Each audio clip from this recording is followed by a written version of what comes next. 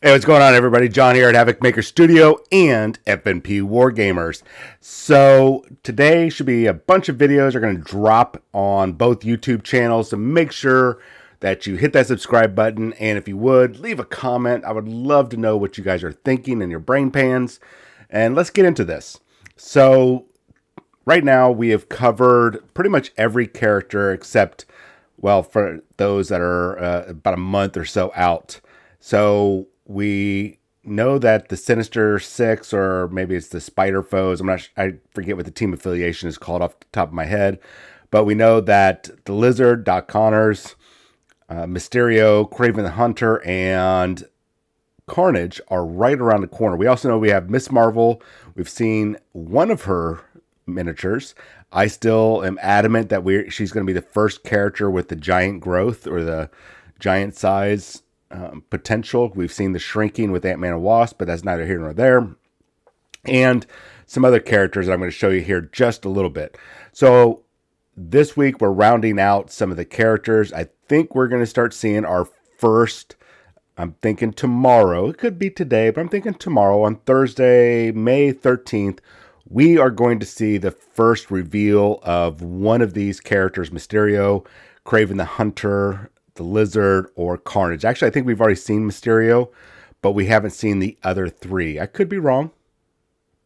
Actually, I think we might have seen Carnage as well. But I don't think we've seen Craven the Hunter or Lizard. Now I'm going to have to go back and take a look. But you know what?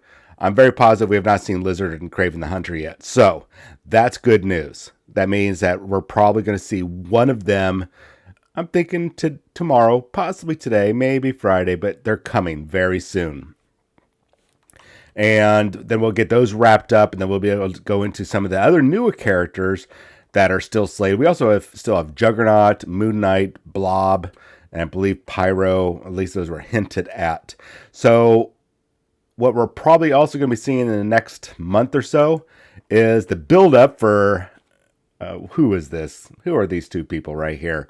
Well, if you've been watching The Falcon and the Winter Soldier, that's Sam Wilson, the Falcon, as Captain America. That's following the comic book storyline, and subsequently, it's also following the MCU in a roundabout way. Those of you thinking, well, gosh, Falcon isn't Captain America. Well, in the comics, he was, he is, he will be, he won't be. You know how comic books are. They're always changing timelines around. But in the current timeline, he was Captain America, and he still might be. I have not read up on Marvel lately. And we have also Rhodes. We have him rocking the iron, excuse me, not the iron, but the War Machine suit. And that's really cool that we get to see both these together. They have both exploding dynamic bases. They are both in action shots. And War Machine is probably going to be the better Iron Man. Iron Man is a great model right now, but I have a feeling they're going to be redoing him in the near future, because I have a feeling Rhodes here is going to be rocking it with the long range fire support, and he's going to be kind of a tank. I have a feeling he's going to be hard to put down, but all that firepower. Looks like he has a missile launcher of some sort over his right shoulder, and then of course this normal Gatling gun that you see very frequently, and then he's got his lasers right there off of his forearms or his wrists. So I think he's going to be definitely a long range support character, and who knows what's going to go on with Falcon. I'm going to call him Falcon right now. I know he's Captain America, but Falcon, Captain America, I'm just going to go with Falcon right now because it's easier to identify that. And I'm not taking away from his accomplishments in the comics or the TV show. Well, we know he'll probably have long-range flight. He'll have, he's just human, so he's not superhuman, but he's probably going to have some durability with probably against physical attacks, probably not so well against energy and mystic. Some bonuses for throwing the shield around, but probably not like the level of Captain America. Though I suspect we'll get a new Captain America later on down the line, because we need more of America's ass, if you know what I mean. So those are going to be in the coming months. I say by June, we should get through all the Sinister Six. I'm just going to be calling them the Sinister Six from now on. whether that's what their team affiliation is or is not. I think they might be called the Spider Foes, but I don't like that. I like the Sinister Six, even though I think that roster is full of more guys. And then after they're done, we'll probably see these two slated next, if it follows a lot of the normal flow that Atomic Mass Games does very well in revealing things to everybody else. Let me know what you guys think about what their capabilities are. Put those down in the comments. I would love to talk about it and debate. I really like kind of theory crafting what their abilities are going to be, and this is definitely the perfect time to be discussing it, because these are two really cool characters. I'm not a big fan of the whole Iron Man suit War Machine, but Rhodes is such a cool character. And of course, Sam Wilson. I'm definitely getting this set because I want Sam Wilson. I think he is such an awesome character. So let's move on to the big reveal today, the team tactics for Mr. Sinister. Now, this will probably be a separate box. I imagine it's going to be probably $24.99, maybe $25.99. I think it's $24.99 since he is a solo character. But let's take a look. Now, I'm not going to read here. We're actually going to go to another page here so you guys can see what it looks like. And I've actually got it blown up on off screen here, so we're going to look at it. So his first tactic card is Forced Extraction. It's unaffiliated, and it's an active, so you've got to use it during your phase. So, Mr. Sinister may spend 1 power to play this card. Up to 3 other allied characters within range 3 of Mr. Sinister suffers 1 damage.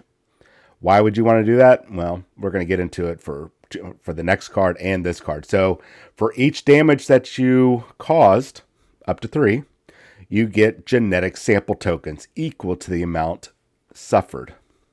That's not too bad. So up to 3 tokens, because that's the most he can have at any point. Now, let's get into the really awesome card. I think Mr. Sinister might be making it to a lot of people's rosters. So during, it's called Cloning Banks. It's unaffiliated. It's a reactive power. So during any cleanup phase, so that's at the end of, after everybody's been activated and or removed from the game, and before you go to start the next game round, you can activate this card. So when this card is played, excuse me, set it near the battlefield instead of discarding it. So you just set it off to the side, but make sure that you and your opponent can see it, of course. And during each cleanup phase afterwards, so I would pop this turn 1. Turn 1, pop this. So during each cleanup phase, including the one in which this card is played, Mr. Sinister may move any number of genetic sample tokens from himself to this card. And this is going to be awesome. So if this card has been played during any power phase, so that's the start of every round after everybody's been activated previously, you may remove any number of genetic sample tokens from this card and discard it. If you do,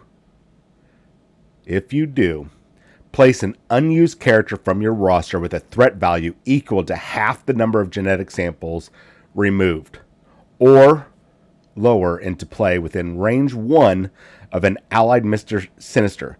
The unused character gains 3 power and is now part of your squad.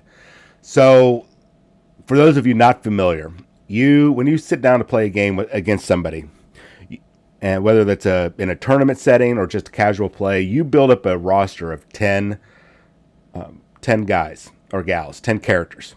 That also includes Infinity Stones. I think they count as a character. You guys can correct me in the comments below.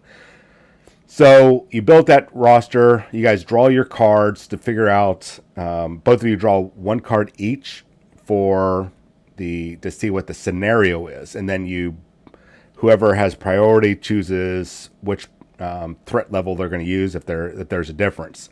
So if you have a threat level of 10 or 17, 20, 15, whatever, that determines your roster for that game. So from those 10 characters, you will pick and choose who's going to be playing in that scenario based on how many threat level or points. You guys have heard me talk about that. You know, all characters have a threat level, 3, 5, 6, 2, 1, whatever. And I also call them points because it's just easier for me to remember. It's like, okay, this guy's worth 3 points, 5 points, whatever. That determines who can play in that particular scenario. So everybody else in that's on your roster just gets pushed off to the side, and then you start playing the game as normal. Now, what this does is allows you to exceed the threat value of that scenario by basically cloning one of your characters that is not participating in the game. Now, it's equal to half the number of samples removed or lower into play. So, turn 1, if you're able to, there's 3 tokens. You could easily turn around and bring in probably a level 1 or level 2 character. Going in, if you're still gaining power, turn 2, turn 3. Let's say by turn 3, you've put in 9 samples. So you can bring in a threat 4, maybe a 5. I don't know. We'll have to wait to see if there's an FAQ that says it rounds up or rounds down. That might actually be in the rule book that you always round down or round up. So by turn 3, and let's say you're getting just wiped off the board, and Mr. Sinister is just dishing it out and getting those samples and just tucking them away in the cloning banks, you could have a clutch moment where you get to bring in another character that could save your hide. This guy might end up being in a lot of people's rosters. Now, he's a little costly. I believe he was a 4, maybe a 5. I think he might have been a 5. I'll have to go back in my bank and take a look. This is a game changer, in a sense. It's not overpowered, but it is potentially a clutch moment in any game. That's not too bad. I really think Mr. Sinister, I mean, he's one of my favorite ex-villains. I mean, even though I hate him for all his machinations and he's always just screwing people over, it's still cool to see this character, this guy that went from being a normal, very intelligent human being, turn himself into a mutant, become an ally of Apocalypse, and really just be a thorn in everybody's side for decades in the comic book world. And now we get to run around with him on the tabletop. So what do you guys think? Is this overpowered? I don't think it is, but I'd like to hear your thoughts. So definitely leave something down in the comments, and I will reply as soon as possible. So that's it for Mr. Sinister. So this week, like I said, I think we're going to see probably either Kraven, or we're going to see Kraven the Hunter, or we might see their card this week, or panel to play is probably what we're going to see. I'm sorry. We're probably going to see panel to play for Kraven the Hunter or the Lizard. Maybe even if we have not seen Carnage, because I'm positive I've seen his card. We might see a panel to play for any of those 3 characters. Mysterio, I think, has already been shown.